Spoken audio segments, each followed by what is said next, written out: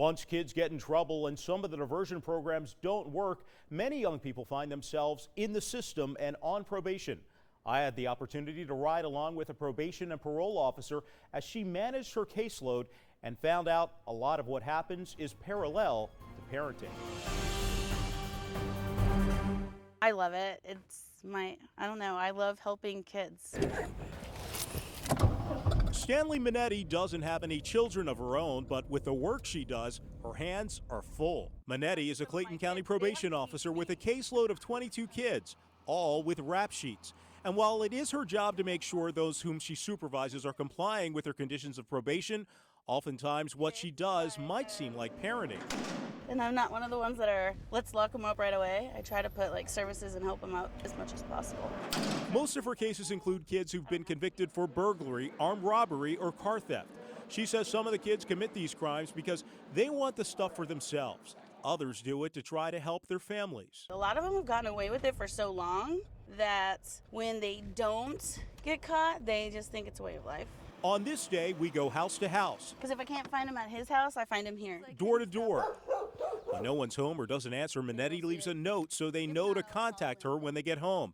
And that's not all. Sometimes she even sits with kids in class to make sure they don't skip school or act up.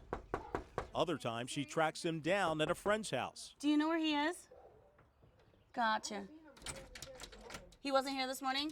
Okay, can you tell him that I stopped by? After Governor Nathan Deal mandated juvenile justice reform in 2013, Minetti says probation officers have been given more power to deal with kids who violate their agreements. We don't detain them, but we have to take them back to court, and then the judge has the option to detain them. She's a really nice mom. At this next stop, Officer Minetti is picking up an essay she made a child write for getting suspended and encounters the parent during that stop.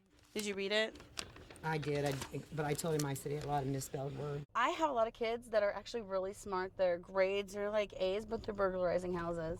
That's a case with Sincere Williams, who admits to being the lookout for a group burglarizing a house. Some people do it because they don't have no choice, but some people do it because they want to do what everybody else want to do. Now on probation, Williams' aunt just hopes he doesn't make another bad decision. When you think you have friends, they're not your friends. You get in trouble, you get detained, you be on probation. That should be the last time you do it because that probation will set you straight. And for Minetti, that's the outcome she's hoping for.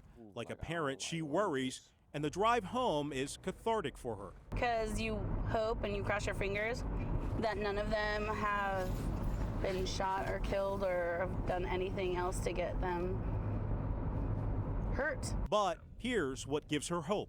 Maybe they do take some of the positivity and listen to the fact that there are people out there that think they can accomplish goals and they'll become successful. Next time, we look deeper into some of the social ills that led to teens' trauma and trouble, in this case, truancy. But it's not just about kids skipping school. Mike Dunstan, CBS 46 News.